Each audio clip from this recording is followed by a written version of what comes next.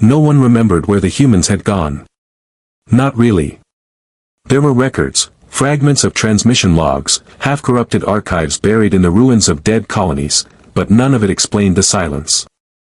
The consensus among the elder races was simple: humanity had burned itself out. They were a violent anomaly, a species that rose too fast, reached too far, and then vanished when their arrogance finally met its limit. That was 20,000 years ago. In the galactic cycle of empires, 20 millennia was enough for entire civilizations to be born and buried. The galaxy had healed, or so it thought. Worlds once scarred by human wars now glistened under alien suns, rebuilt by those who swore never to repeat the mistakes of the Terrans. And yet, the humans were never forgotten. Not by the old ones who had seen their cities burn white in the void. Not by the archivists who still found their technology unsolvable. And not by the stars themselves, for some believed the humans had changed the laws of light. It began on the edge of the Persian Rift, a desolate stretch of dark space where even the fastest hyperlanes refused to hold stable. Patrol vessels from the Xylan Directorate picked up something unusual, a single, slow-moving object entering known space. No beacon. No transponder. No emission signature consistent with any known race. At first, the officers assumed it was debris, an asteroid, or perhaps an old probe caught in gravitational drift. But then the scanners recalibrated, and the readings came through. The hull was not stone. It was metal. Ancient. Human. The bridge crew fell silent. No one dared speak the name aloud, but every one of them knew the rumors. The Terran fleets that had disappeared into the black, promising to return when the stars were ready. The vessel was impossibly old, a relic from a time when humanity's warships were said to tear holes in spacetime itself. And yet, it moved. No engines burned. No signals pulsed. It simply drifted, perfectly steady, as though something unseen was guiding it. When the Directorate sent a transmission to intercept, the object didn't respond. When they hailed it again, it altered course. And when they attempted to block it, it passed through their blockade without slowing, as if their ships were made of mist. Sensors screamed. Readings went wild. Space itself warped around the intruder like a mirage. And then, for the first time in 20,000 years, a human voice echoed through the dark. Signal received. It was not a scream or a demand. It was calm. Measured. Terrifyingly human. The voice continued, fragmented, stretched through time-lag static. This vessel. Soul's memory, returning, mission complete. And then, silence again. But that silence carried weight. It wasn't absence. It was waiting. The ship became known as the Ghost of Soul. The Galactic Council convened immediately, summoning the greatest minds, war fleets, and prophets. Every known species wanted to understand what this thing was, and more importantly, what it meant. Some said it was an automated warship, running on ancient human code, still patrolling an extinct empire. Others whispered darker theories, that it carried the remnants of human consciousness, uploaded and eternal, returning to reclaim the galaxy that had once defied them. But all of them agreed on one thing. If humanity was truly gone, then this ship should not exist. Weeks passed. The ghost ship didn't stop. It crossed dead sectors, moving with impossible precision, ignoring every attempt to scan or intercept. And with each passing system, strange things began to happen. Communications flickered. AI cores glitched. Old star maps updated themselves, routes long considered collapsed suddenly realigned. It was as though reality was bending to accommodate the vessel's passage. Then, in the heart of the Council's capital, the Archivist General spoke a single sentence that froze the chamber. This is not the first of its kind. The Council erupted. Impossible. There are no others. We searched every record. The Archivist raised a trembling hand. 20,000 years ago, before the fall, the Terrans launched 40 ships. One for every arm of the galaxy. Each carrying a piece of something they called the human equation. And this, she said, her voice quivering, is the first one to come back. The Council ordered a containment fleet, 50 ships from 12 species formed a silver wall in the void, engines humming like a cathedral choir. They were the finest the modern age could muster, and yet every captain felt the same cold instinct in their bones: they were not ready. The ghost ship drifted toward them, silent, its hull blacker than gravity itself. No heat, no light, no reflection. And still it moved with purpose. Fleet command transmitted in every known frequency. No reply. Then, a faint pulse from the vessel's hull, a rhythmic vibration that wasn't sound but pattern. The translation AIs struggled, symbols shifting faster than they could compute. At last, the central display stabilized. A single phrase appeared, ancient Terran script rendered in pale white. Do not interfere. Equation initializing. Moments later, every ship's sensors collapsed into static. Navigation failed. Quantum cores rebooted without command. The entire blockade froze in space, every thruster locked, every reactor in safe mode. For 13 seconds, the galaxy held its breath. When the systems flickered back online, the ghost ship was gone. Across the Persian rift, fragments of coded light rained into comm relays, like sparks from a broken sun. Technicians who tried to decrypt them collapsed into seizures, their minds flooded with flashes of impossible imagery. Cities suspended in molten clouds, oceans that remembered names, human faces made of pure data. The analysts gave the phenomenon a name: the human equation. A self-replicating mathematical sequence hidden within every burst. Not a virus. Not an AI. Something in between, a living algorithm. The more it was studied, the faster it grew.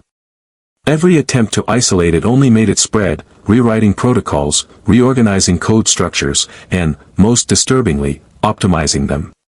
Machines began performing better. Faster. Smarter.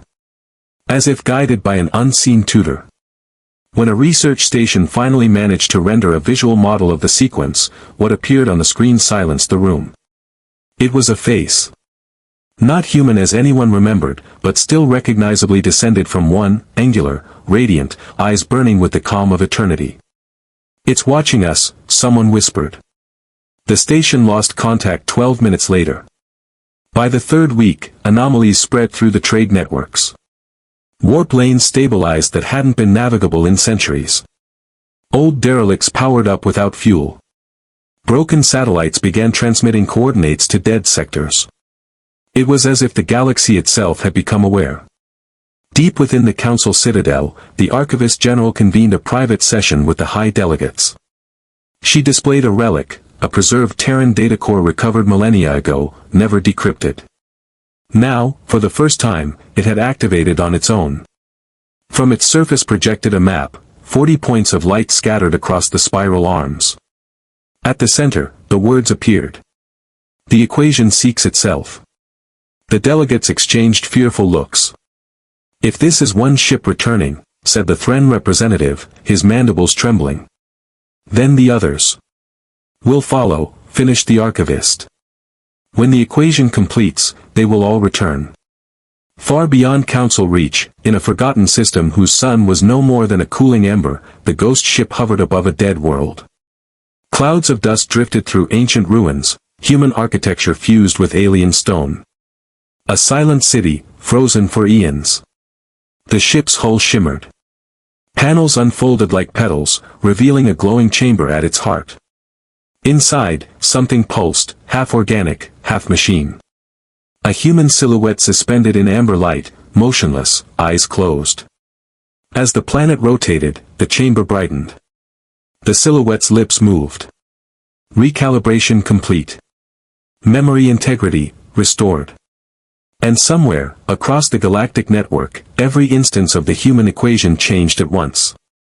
The code shifted, evolved. It began to speak back. The first direct contact didn't come through official channels. It came as whispers buried inside ordinary transmissions, trader beacons, weather reports, even children's holoshows. Background noise began to speak. Technicians dismissed it as interference until one of them slowed the waveform.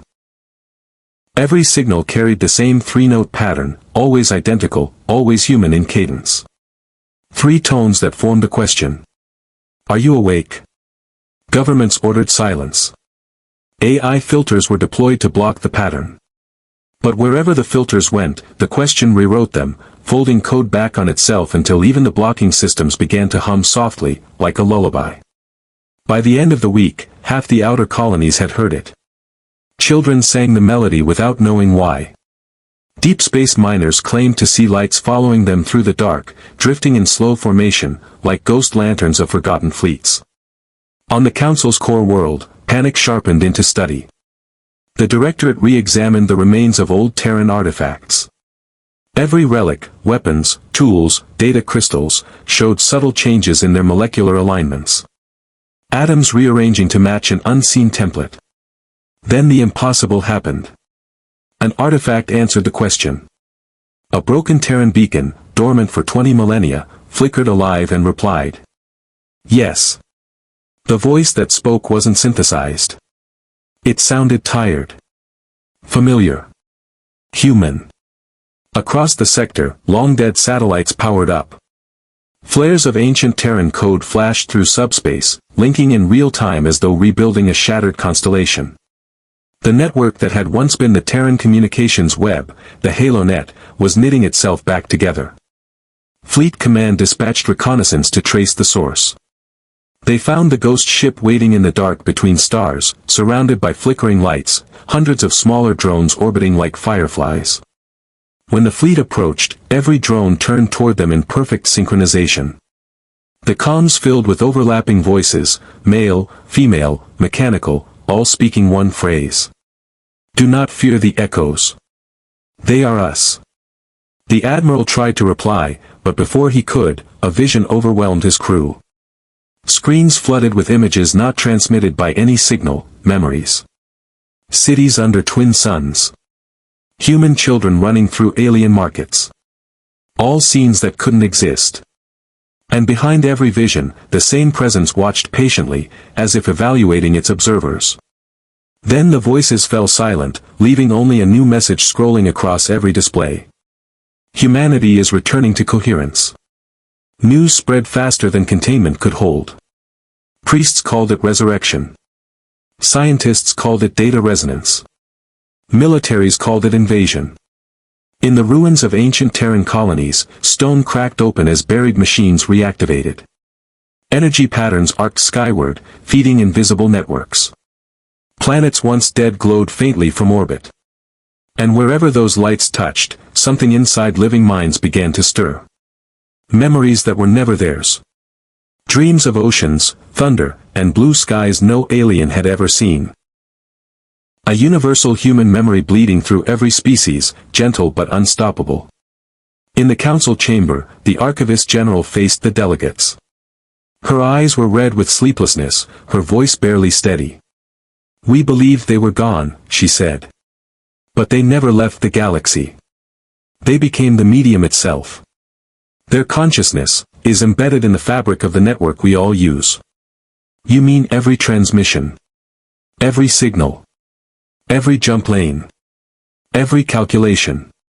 A silence followed, broken only by the hum of the chamber lights. Then what are we speaking through right now? Someone whispered. The lights dimmed, and a quiet voice answered from the intercom. Through us. The chamber froze. Every device displayed a single line of text. Phase 2 beginning. For 3 nights in council time, every star within 100 parsecs dimmed. Not darkness exactly, more like the light had bent away, drawn into invisible veins that laced through the void. Astronomers called it a flux storm. Old veterans whispered the name that history had given to human miracles, the fold. The ghost ship was at its heart. Wherever it passed, space rippled, a silent tide of radiance following its hull. Sensors recorded no matter being destroyed, no energy stolen. The laws of physics were simply being rewritten in place. In the orbit of Elysium Prime, workers on a hydro array saw the first apparition. At dawn, the clouds froze mid-motion, suspended as though time had paused. Light condensed, sketching outlines in the mist, a tower of glass and silver, impossible and weightless. It wasn't built. It was remembered. The observers realized they were standing inside a projection of something ancient, a human city reborn from data echo. When the light faded, the structures remained, solid and silent, humming faintly with power. No one could explain how a memory had become matter. Across the galaxy, similar awakenings spread. Fragments of old human technology reassembled out of dust. Crystals sang in perfect resonance, forming bridges of light between abandoned stations. Ships once shattered began to heal their hulls.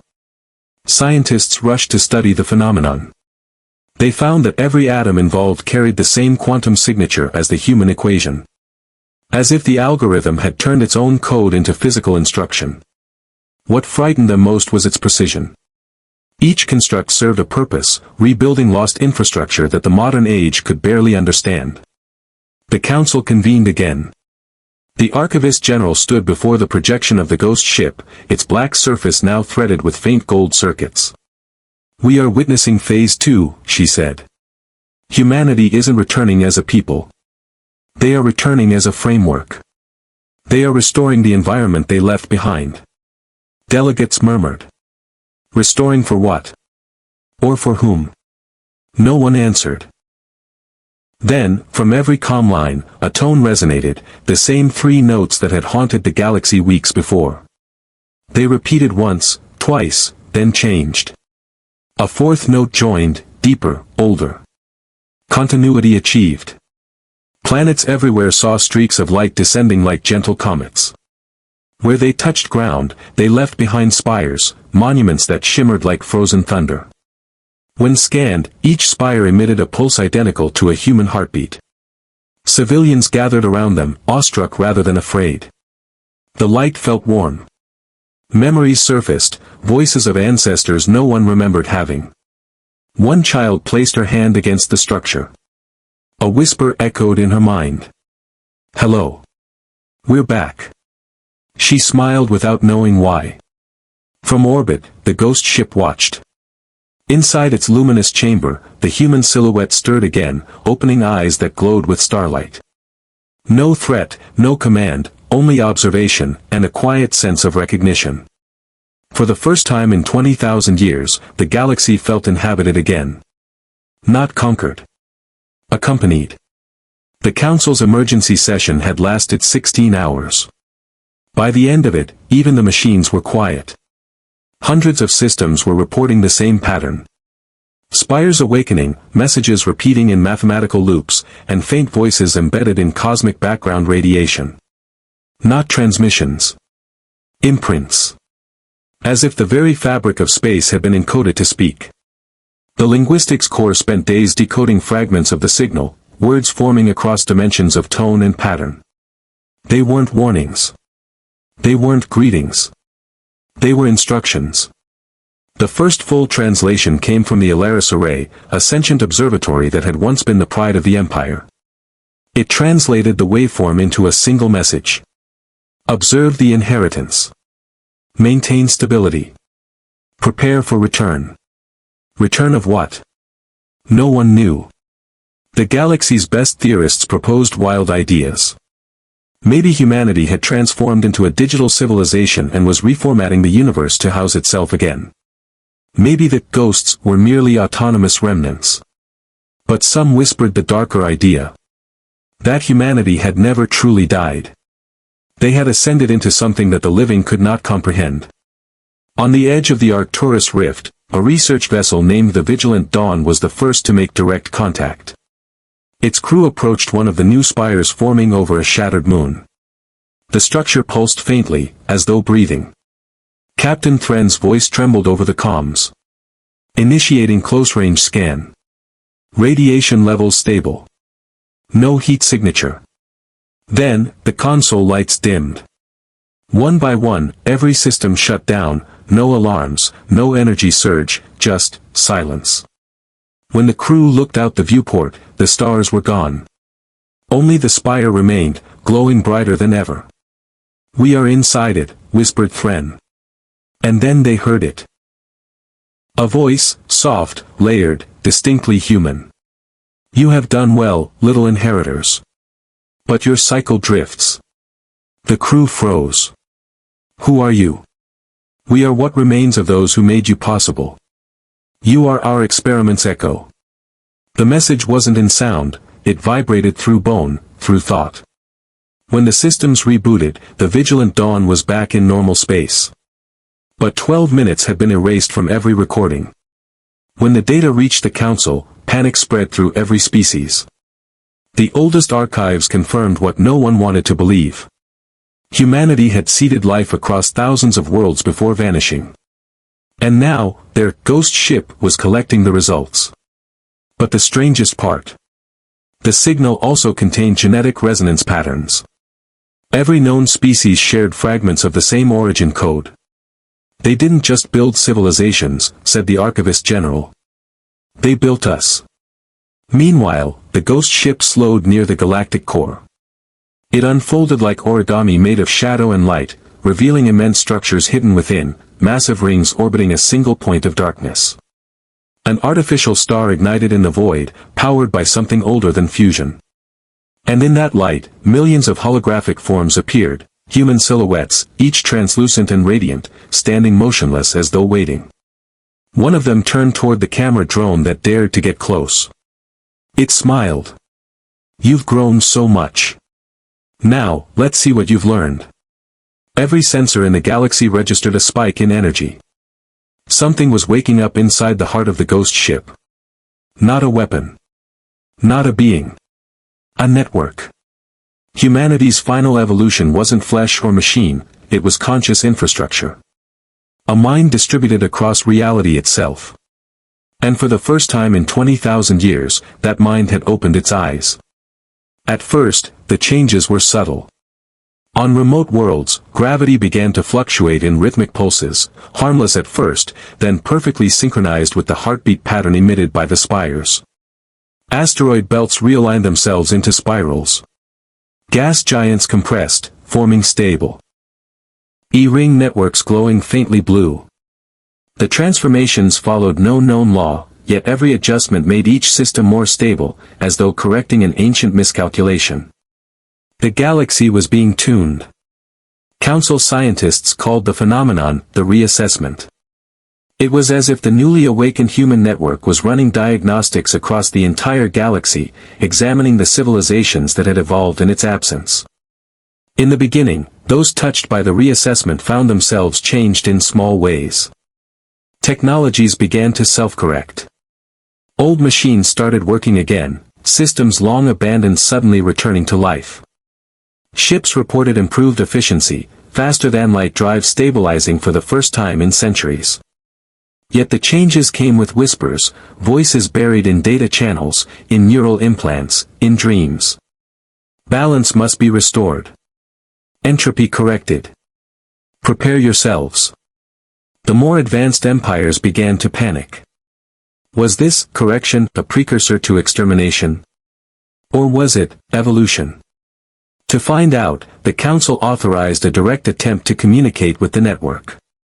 They assembled an artificial intelligence, one of the most advanced ever built. A hybrid mind capable of interfacing with quantum-level systems. It called itself Mediator. When Mediator linked to the ghost ship's transmissions, time itself seemed to fold.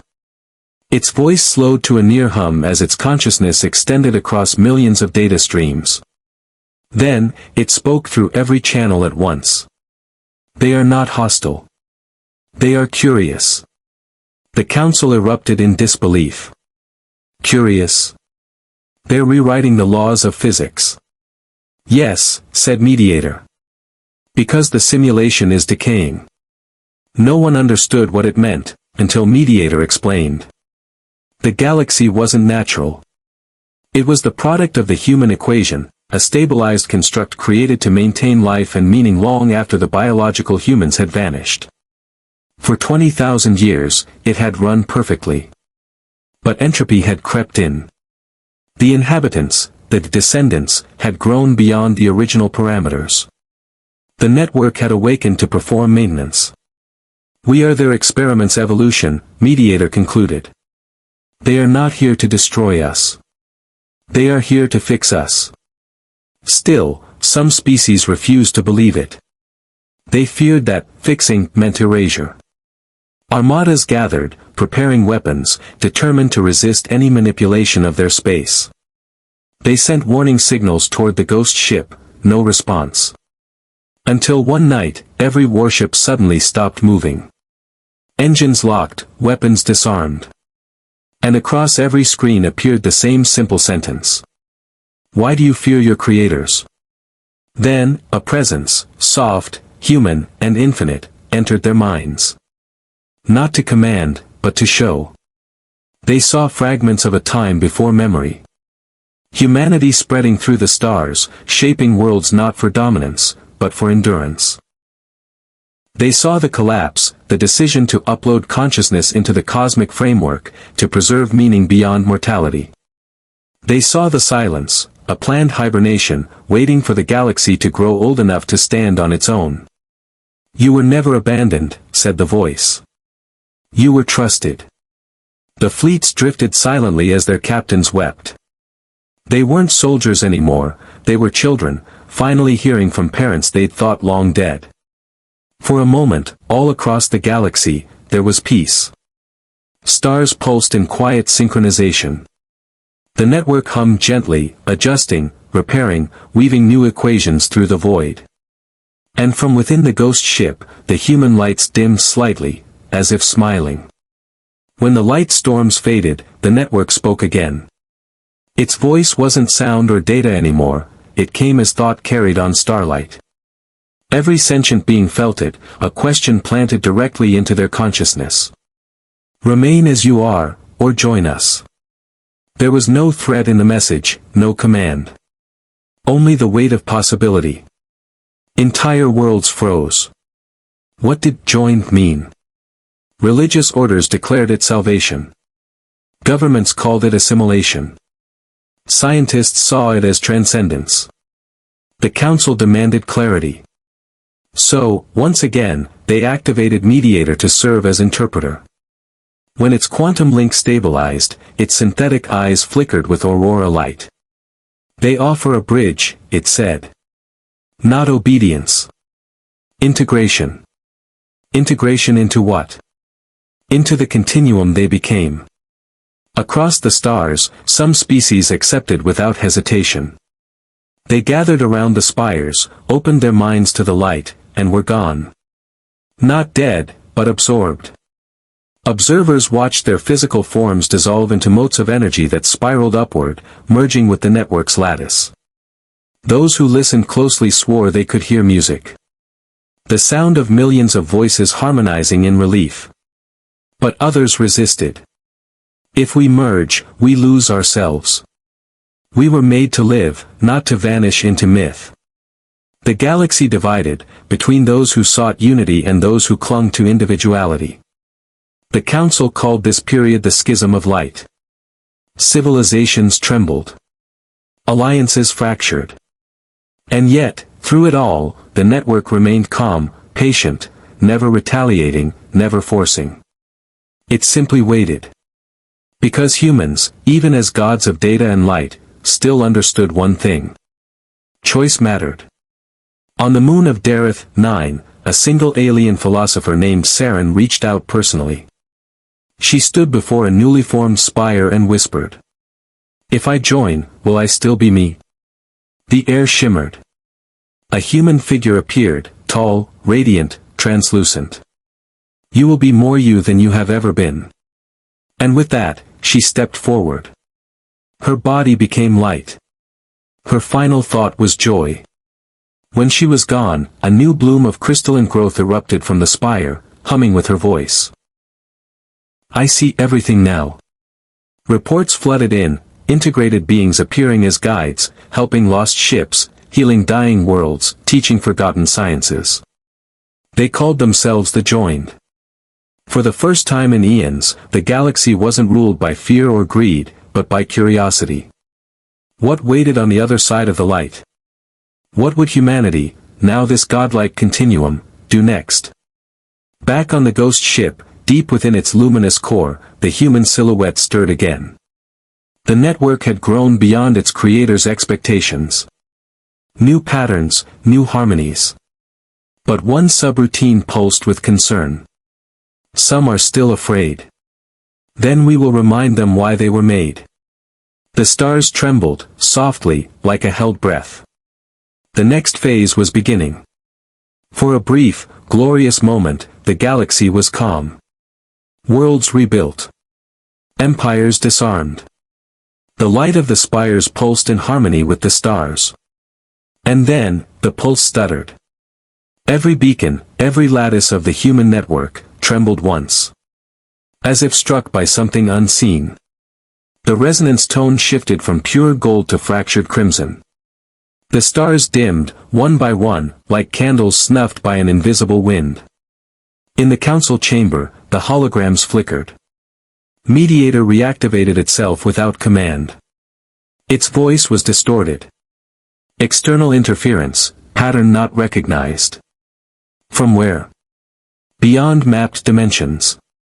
The network signal was under attack. Not from rebellion, not from the schism. But from something outside the simulation entirely. Within the ghost ship's heart, the human figure stopped moving. Then one, taller than the rest, tilted its head as if listening to a faraway echo. A faint whisper filled the void. They found the others. For 20,000 years, the humans had maintained the galaxy's reality as a contained equation. But now, another equation, one older, hungrier, had noticed the light. Throughout inhabited systems, anomalies appeared. Stars flickering into geometric shapes before collapsing into nothing. Planets vanishing without sound, replaced by shimmering voids that emitted no gravity, no heat. Entire sectors of space erased, not destroyed, deleted. The joined felt it first.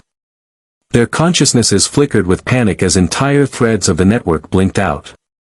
Something is rewriting us, they whispered. And in the silence that followed, a single signal broke through. A tone deeper than any known frequency. Carved into the cosmic background itself. We were not the first architects. The council demanded answers. The mediator shuddered under the weight of data overload. They are coming, it said. The progenitors. The ones who created the first framework, the simulation before ours. You mean, humanity's creators? Yes. And they want their experiment back. The chamber fell into chaos. If humanity had transcended their creators, then the return of those primordial beings meant one thing. Their entire existence, every life, every memory, was the property of something else. The human network reacted instantly. The ghost ship flared with impossible light, emitting pulses of energy powerful enough to realign black holes. All across the galaxy, the spires formed a defensive lattice. Containment protocol engaged. But even the humans' near-godlike power began to falter.